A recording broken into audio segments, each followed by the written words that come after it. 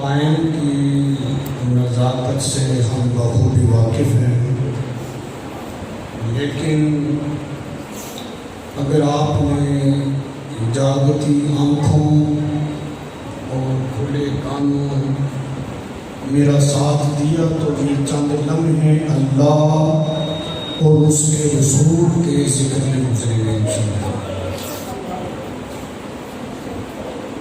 آج کی میری گفتگو کا جو عنوان ہے وہ ہے نبی پاک علیہ الصلوۃ والسلام کی بصارت، حضور کی آنکھیں، چونکہ میلاد النبی صلی اللہ علیہ وسلم کی آمد ہے، ربیع النور شریف کا چاند نظر آ چکا ہے، تو میں نے یہ سوچا کہ آج گفتگو سرکار کی آنکھوں کے بارے میں، آپ کی سماعت کے بارے میں بھی ہو۔ سرکار علیہ الصلوۃ والسلام کی جو مبارک آنکھیں ہیں، صحابہ کرام نے اپنے اپنے تخیل پیش کیے، لیکن میرا یہ ایمان کہتا ہے کہ حضور کے حسن کو کوئی بھی نہیں بیان کر سکتا۔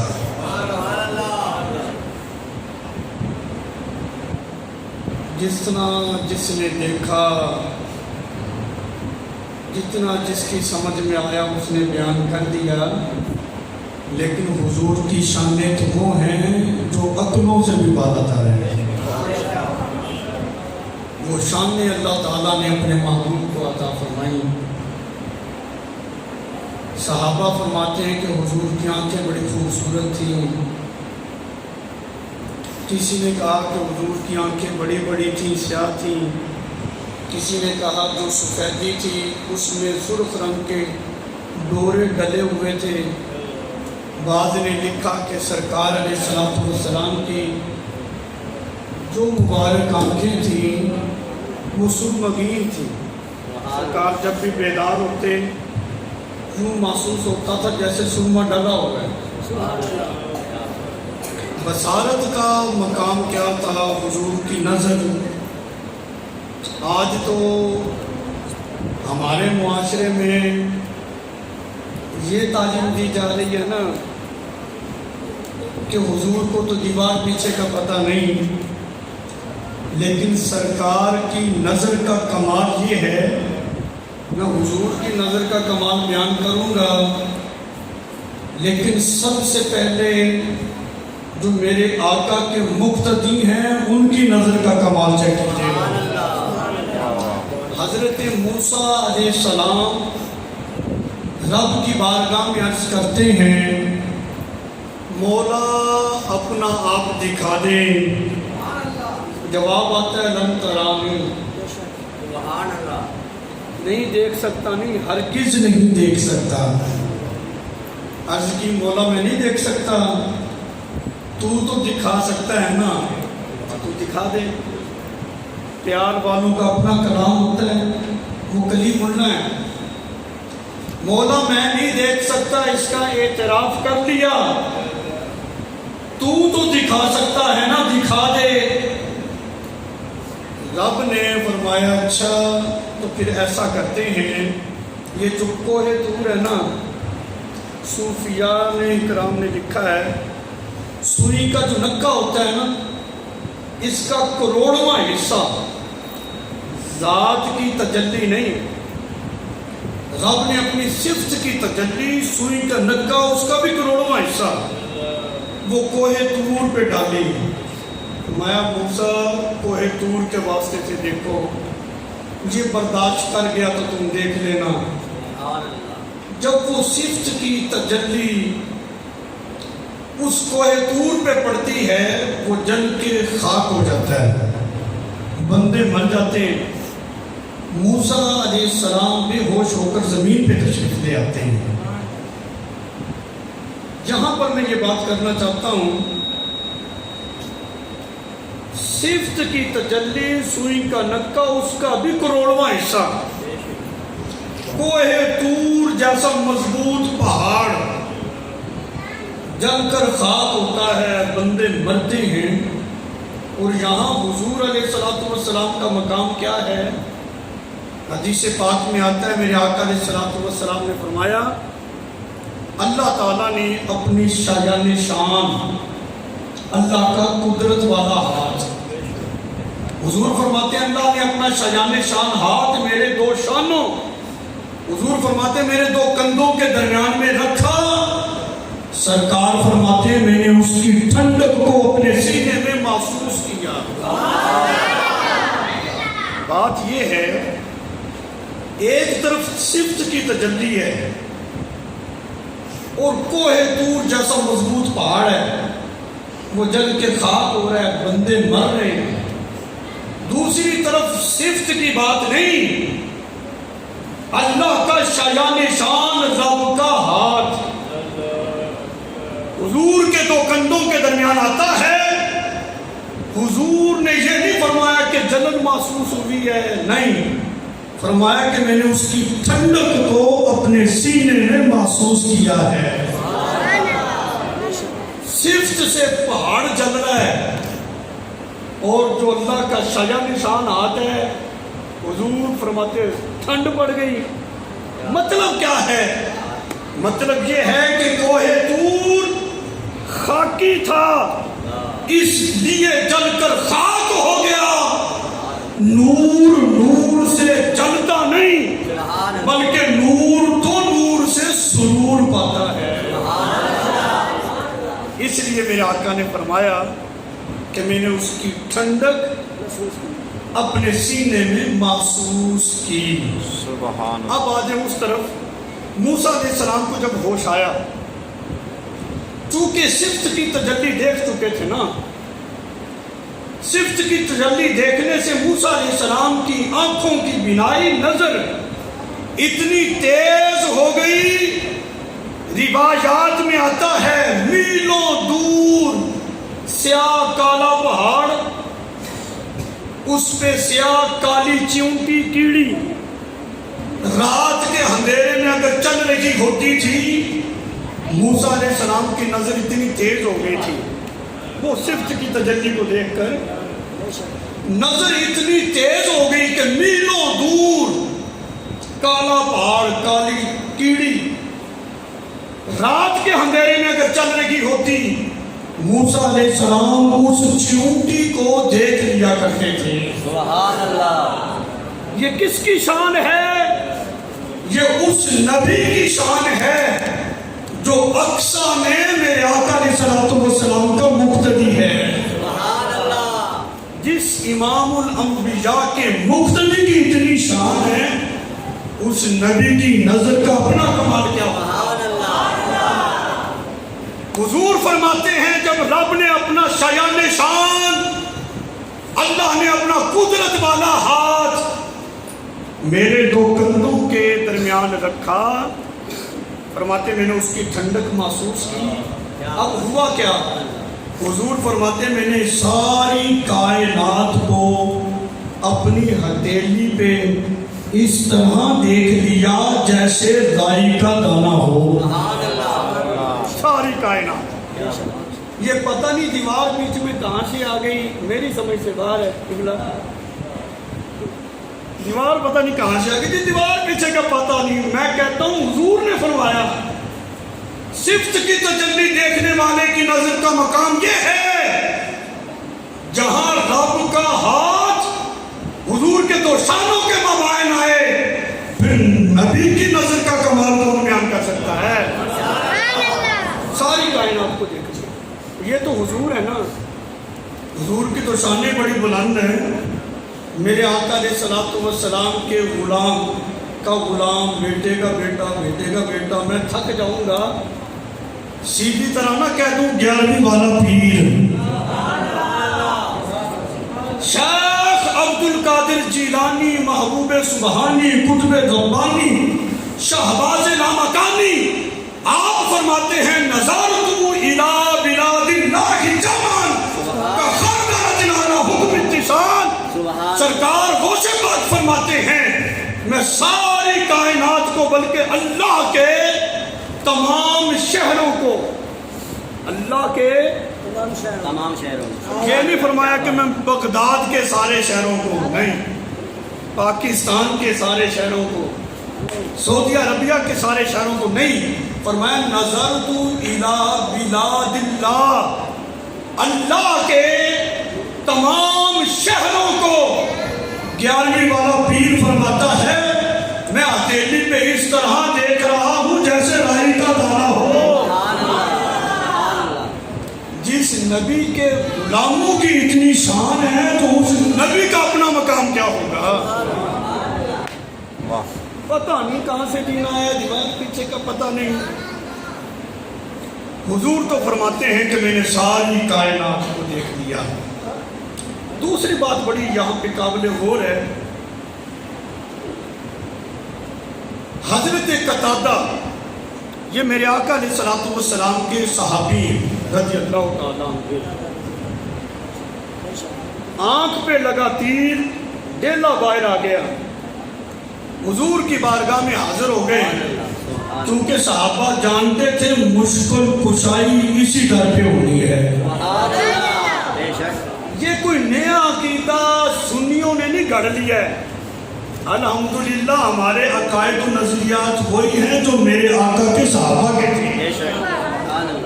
وہ آنکھ کا ڈیلا لے کر نبی کی بارگاہ میں حاضر ہو گئے، عرض کی یا رسول اللہ صلی اللہ علیہ وسلم آنکھ نکل گئی ہے، اچھا کیا کرنا ہے؟ حضور کرم فرما دیں۔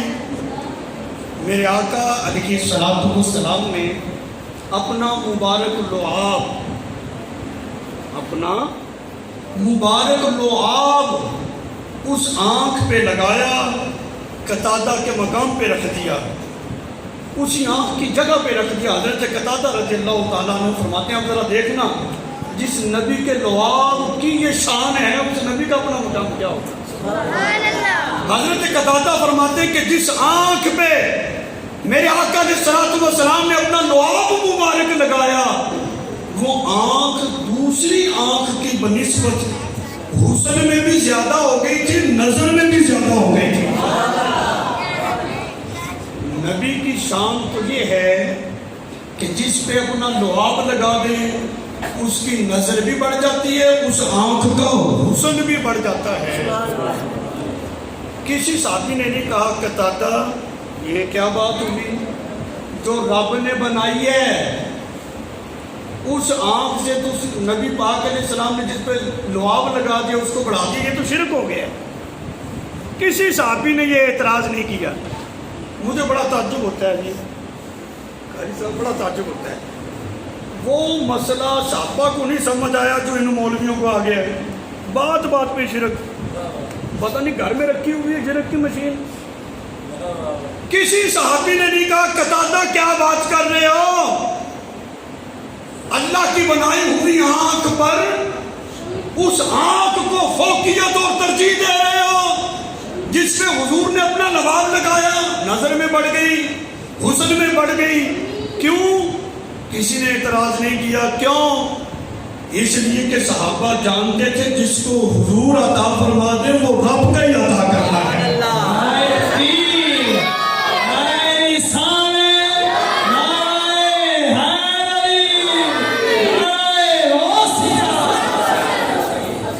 کہتا ہوں کہ نبی دیوار کے پیچھے نہیں دیکھ سکتے، میں کہتا چپ ہو جا۔ جس نبی کے لعاب میں رب نے اتنی شانیں رکھی ہیں کہ جس آنکھ پہ لگ جائے اس کی نظر بڑھ جاتی ہے، اس نبی کی اپنی نظر کا مقام بھی کیا ہوگا، اس کو کوئی نہیں بیان کر سکتا۔ حضرت آمینہ رضی اللہ تعالی عنہا میرے آقا کی والدہ محترمہ، آپ فرماتی ہیں کہ جب حضور علیہ السلام کی ولادت ہوئی نا، ذرا توجہ کرنی ہے، بات سمجھ میں آئے گی کہ حضور کی نظر کا کمال کیا ہے۔ آپ فرماتی ہیں کہ جب میرے لخت جگر کی پیدائش ہوئی نا، میں نے شام کے محلات دیکھ لیے۔ میرا سوال یہ ہے کہ حضور پیدا کہاں ہوئے تھے؟ حضور کی ولادت کوئی شام میں ہوئی ہے؟ اور میں نے ساری کتابوں میں چیک کیا ہے، حضرت آمینہ اپنی زندگی میں کبھی شام گئی نہیں، شام کے ملک میں کبھی گئی نہیں. بے شک. فرماتی جب میرے لخت جگر کی ولادت ہوئی ہے. یہاں اچھا ولادت کہاں ہوتی ہے؟ کمرے میں ہوتی ہے نا. جب نبی علیہ الصلوۃ والسلام جس شکم اطہر سے پیدا ہوئے اس ماں کی نظر کا کمال یہ ہے نہ تو دیواریں رکاوٹ بنی نہ مسافت رکاوٹ بنی. انسان کی نظر کہاں تک دیکھے گی؟ باہر چٹیل میدان میں آ جاؤ کوئی رکاوٹ نہ ہو, مجھے بتاؤ کہاں تک دیکھے گی؟ بندہ دیکھتا ہے یار یہ تو نا کوئی اونٹ آ رہا ہے, کوئی بکری آ رہی ہے. پھر کہتا نہیں نہیں یہ بکری نہیں ہے, یہ تو یوں لگتا ہے جیسے یہ تو گدھا ہے. پھر تھوڑا اور قریب ہوتا نہیں یار یہ گدھا نہیں ہے یہ تو اونٹ ہے. ایسا ہوتا ہے نا. کہاں تک انسان کی نظر دیکھے گی؟ لیکن رکاوٹیں بھی ہیں, پہاڑ بھی ہیں, درخت بھی ہیں, بند کمرہ ہے. حضور کی ولادت ہوئی حضرت آمینہ رضی اللہ تعالی عنہا, اور یہ ایک روایت ایسی ہے یہ صرف ہماری سیرت کی کتابوں میں نہیں, جتنے بھی سیرت نگار ہیں سب نے لکھی ہے. غور نہیں نہ کرتے, سب نے یہ لکھا ہے. جناب حضرت آمینہ رضی اللہ تعالیٰ عنہا فرماتی ہیں ادھر میرے لخت جگر کی ولادت ہوئی, میں نے شام کے محلات کو دیکھ لیا. میں نے کہا جس نبی کی ماں کی یہ شان ہے کہ جن کی آنکھوں کے سامنے نہ پہاڑ رکاوٹ بنے, نہ مسافت رکاوٹ بنی, نہ کمرے کی دیواریں رکاوٹ بنی, اور آمینہ نے شام کے محلات کو بھی دیکھ لیا, پہچان بھی لیا. پہچان بھی آ گئی اور نظر کا بھی اتنا کمال. جس پیٹ میں میرے آقا علیہ السلام 9 ماہ رہے, اس باوقار بلند مرتبہ خاتون کا مقام یہ ہے کہ اس کی نظر کا اتنا کمال ہے, تو حضور کی نظر کا کمال کتنا ہوگا؟ سبحان اللہ. اگلی بات سنو. ابو جہل آ گیا حضور کی بارگاہ میں, سنا ہے آپ نے نبوت کا دعویٰ کر دیا کہ میں نبی ہوں. حضور نے فرمایا میں اللہ کا نبی ہوں. کہنے لگا بتاؤ پھر میری مٹھی میں کیا ہے؟ چونکہ نبی عربی زبان کا لفظ ہے, اس کا معنی ہوتا ہے غیب کی خبریں رکھنے والا, غیب کی خبر دینے والا. وہ تو حضور کو نبی مانتے نہیں نہ تھے. کہنے لگا کہ تم نبی ہو تو بتاؤ میری مٹھی میں کیا ہے؟ میرے آقا علیہ الصلوۃ والسلام نے جب یہ سوال سنا نا مسکرائے. یہ سوال بھی تو شایان شان ہونا چاہیے نا. کوئی بہت بڑا ریاضی دان ہو, اس سے کہا جائے بتا بھی 2 اور 2 کتنے ہوتے ہیں, اس نے مسکرانا ہی ہے اور کیا کرنا ہے. یہ کوئی سوال ہے 2 2 کتنے ہوتے ہیں؟ سوال کرنے آیا بتاؤ میری مٹھی میں کیا ہے. حضور نے فرمایا یار یہ کوئی سوال ہے؟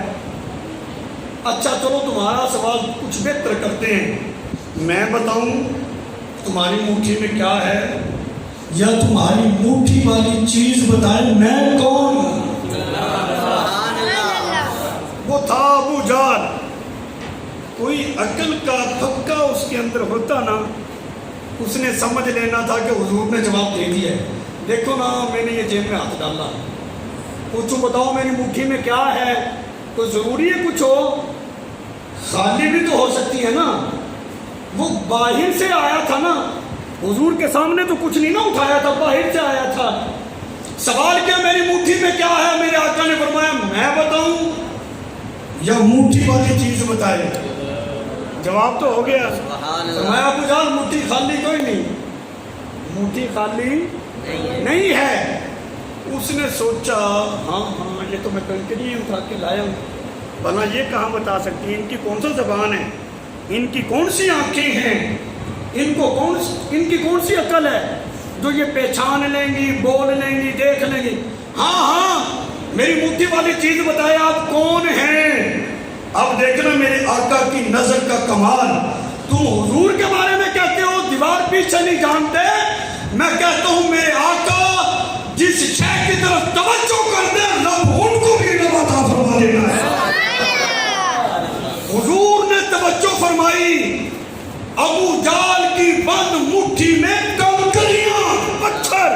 سبحان اللہ. جب توجہ فرمائی رب نے ان بے جان کنکریوں کو آنکھیں بھی عطا کر دی. سبحان اللہ. اچھا آنکھیں ہیں نا میری, آگے ہاتھ رکھ دوں تو کچھ نظر آئے گا نہیں نا آئے گا. آنکھیں عطا ہو گئی لیکن ہیں تو وہ مٹھی میں بند, کیسے دیکھیں گی؟ لیکن حضور کی نظر کا کمال یہ ہے جب ان کنکریوں پہ توجہ ڈالی ہے, نظر ڈالی ہے, رب نے آنکھیں بھی عطا کر دی, عقل بھی عطا کر دی, زبان بھی عطا کر دی. دیکھو نا بچہ پیدا ہوتا ہے زبان ہوتی ہے کہ کوئی نہیں, عقل بھی ہوتی ہے, آنکھیں بھی ہوتی ہے, پیدا ہوتے کلام کرتا ہے, وہ اس کو بولنے کے لیے سیکھنا پڑتا ہے, آہستہ آہستہ بولنا سیکھتا ہے.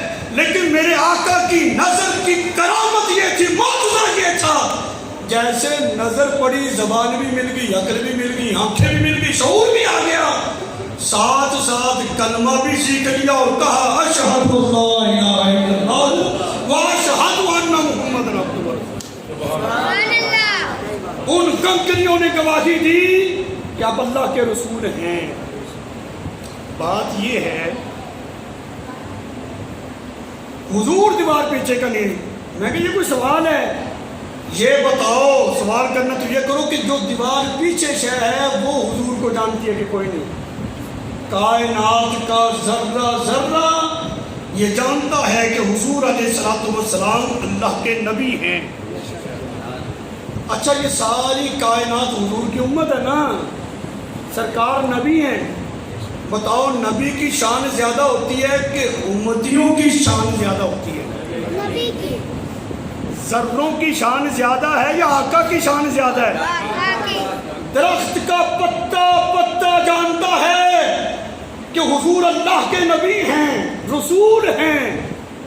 جب پتوں کو اتنا علم ہے جو پتوں کا نبی ہے, اس کو پتہ کوئی نہیں دیوار پیچھے درخت بھی ہے. چلیں تھوڑی سی بات اور آسان کریں کہ حضور علیہ الصلوۃ والسلام کی نظر میں رب نے کمال کیا رکھا ہے. کیا اللہ تعالیٰ قرآن میں فرماتا ہے الم تر کیف فعل ربک باصحاب الفیل.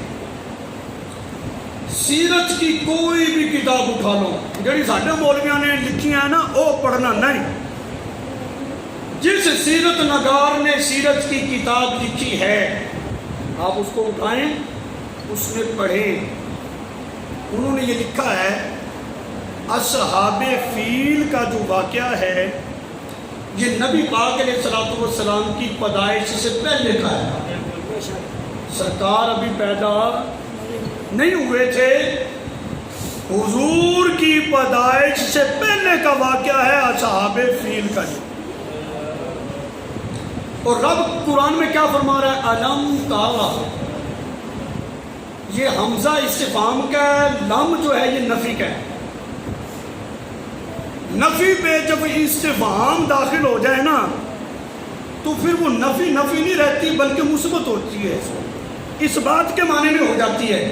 اللہ نے فرمایا محبوب ان ہاتھیوں والوں کا حال دیکھا ہے نا, سرکار تو ابھی دنیا پہ تشریف لائے ہی نہیں, تو کہتا ہے دیوار پیچھے کا پتہ نہیں, میرے آقا ابھی دنیا پہ تشریف لائے نہیں. رب قرآن میں فرما رہا ہے کہ میرا محبوب دنیا میں آنے سے پہلے ہی کائنات کے نظام کو دیکھ رہا ہے. دیوار کی کوئی اوقات ہے؟ اس کی کیا اوقات ہے؟ حضور کی شانیں تو یہ ہیں, قرآن میں نے پڑھا ہے. قوت سماعت میرے آقا علیہ الصلوۃ والسلام نے فرمایا میں اپنی امی جان کے شکم اطہر میں تھا, فرشتے جب نورانی قلموں سے نورانی کاغذوں کے اوپر لکھتے اور ذرا دبا کر قلم کو دبا کر لکھا جائے نا, جو خفیف سی قلم کی آواز اور چیخ پیدا ہوتی ہے, حضور فرماتے ہیں کہ میں ان قلموں کے چلنے کی آواز کو بھی اپنی امی جان کے شکم اطہر میں سن لیا کرتا. میرے آقا علیہ الصلوۃ والسلام نے فرمایا, دوسری حدیث فرمایا میں اپنی امی جان کے شکم اطہر میں تھا. سورج جب غروب ہوتا ہے نا یہ اپنے رب کو سجدہ کرتا ہے. کون ہے ذرا سبحان اللہ جی؟ سبحان اللہ. بابا بلے شاہ کا شیر پڑھیا جائے وہ تو سبحان اللہ بنتی ہے نا جی. تے رب کا قرآن تے نبی پاک کا فرمان پڑھیا جائے وہ تے ڈبل سبحان اللہ ہو جائے. میرے آقا علیہ الصلوۃ والسلام نے فرمایا میں اپنی امی جان کے شکم اطہر میں تھا. سورج جب غروب ہوتا ہے اپنے رب کو سجدہ کرتا ہے. اس کے سجدہ کرنے سے جو خفیف سی آواز پیدا ہوتی ہے نا حضور فرماتے ہیں کہ میں اس آواز کو بھی اپنی امی جان کے شکم اطہر میں سن لیا کرتا تھا. دیوار نیچے کا برتن کمال ہوگی پتہ نہیں کہاں سے پڑھ کے آئے. یہی قرآن اور سنت تمہارے سامنے ذکر کر رہا ہوں. کوئی دوڑا کوئی مائیا کوئی دوڑا کوئی سروڑا کوئی شاید ذکر کی ہے. انشاءاللہ جتنی دیر گفتگو ہوگی یا آپ کا قرآن ہوگا یا پھر رسول اللہ کا فرمان ہوگا انشاءاللہ. یہاں پہ بڑی لطیف بات ہے, بڑی محبت کے ساتھ آپ نے سماعت کرنی ہے. محبت سے ذرا کون ذرا سبحان اللہ. اب ذرا آپ نے محبت سے سننا ہے. میرے آقا علیہ الصلوۃ والسلام کے چچا حضرت عباس اسلام لے آئے. اسلام لانے کے بعد عرض کی یا رسول اللہ صلی اللہ علیہ وسلم آپ کے بچپن کا ایک واقعہ اکثر ذہن میں کھٹکتا ہی رہتا ہے. آج ذرا اس راز سے پردہ تو ہٹاؤ وہ کیا معاملہ تھا. میرے آقا نے فرمایا چچا بتاؤ نا کیا دیکھا تم نے. عرض کی یا رسول اللہ صلی اللہ علیہ وسلم میں نے دیکھا آپ جھولے میں آپ کی انگلی مبارک جھولے میں جس طرف ہوتی ہے نا چاند اسی طرف جاتا ہے. جھولا اس طرف آتا ہے تو چاند اس طرف, جب اس طرف جاتا ہے تو چاند اس طرف. یہ آپ کے درمیان آپ کی انگلی کے درمیان اور چاند کے درمیان یہ کیا کنیکشن تھا. نبی کریم علیہ الصلوۃ والسلام نے فرمایا چچا جب میں جھولے میں تھا چھوٹا عرب کا یہ رواج تھا بچوں کے نا ہاتھ پاؤں سیدھے کر کے کپڑا لپیٹ دیتے تھے تاکہ ان کے اعضاء سیدھے رہیں. حضور فرماتے کہ جب وہ کپڑا لپیٹ دیا گیا تو میرا جب رونے کو جی چاہتا نا تو چاند مجھے لوریے دیتا اور لوریے دے کے میرے دل کو پہناتا تھا. حضرت عباس فرمانے لگے یا رسول اللہ صلی اللہ علیہ وسلم کہاں چاند اور کہاں آپ, اتنی دور سے آپ چاند کی آواز کو سن لیا کرتے تھے. سرکار نے فرمایا چچا چاند میرے سامنے میں اس کے سامنے یہ کوئی تعجب کی بات ہے. میں تو دنیا پہ آیا نہیں تھا, میں تو اس سے پہلے بھی آوازیں سن لیا کرتا تھا.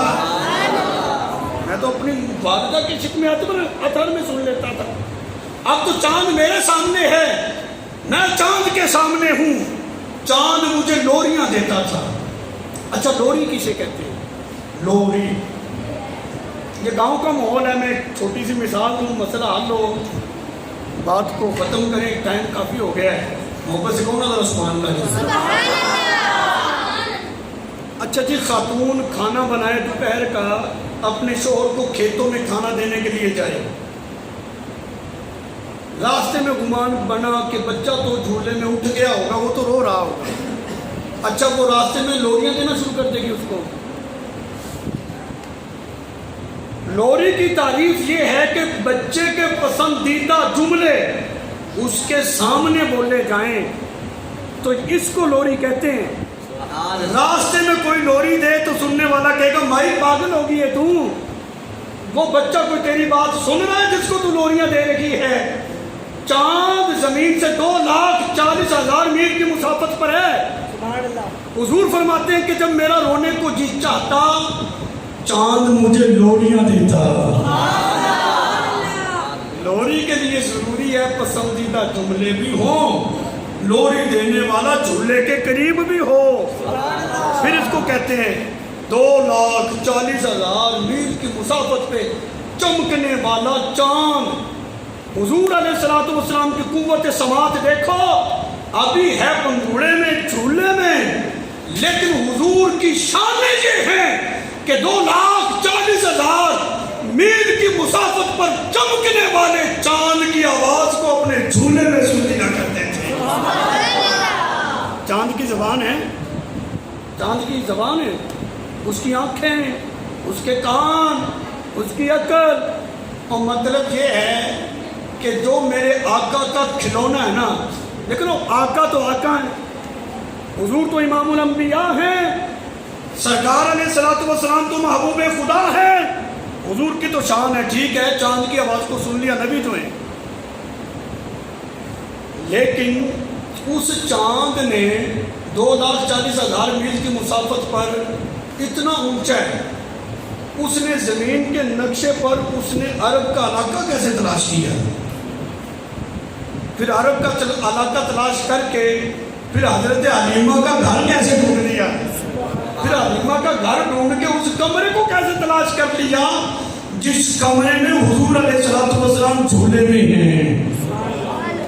میں کہتا ہوں میرے آقا علیہ الصلوۃ والسلام کی علم کی بات نہ کرو، جو حضور کا کھلونا ہے چاند، جس کی نسبت حضور سے ہو گئی، اللہ نے اس کو اتنا علم عطا کر دیا کہ فلاں جگہ پہ میرا محبوب ہے جھولے میں، چل تو اس کو لوریاں دے، اس کا دل بہلا.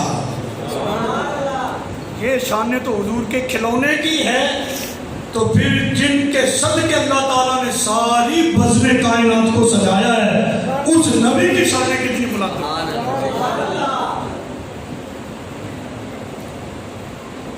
محبت سے سبحان اللہ جی. مجھے پتہ ہے ٹائم کافی ہو گیا ہے، لیکن اس میں چونکہ لوڈ شیڈنگ کا مسئلہ رہا ہے جس کی وجہ سے اتنا ہو گیا، کوئی مسئلہ نہیں.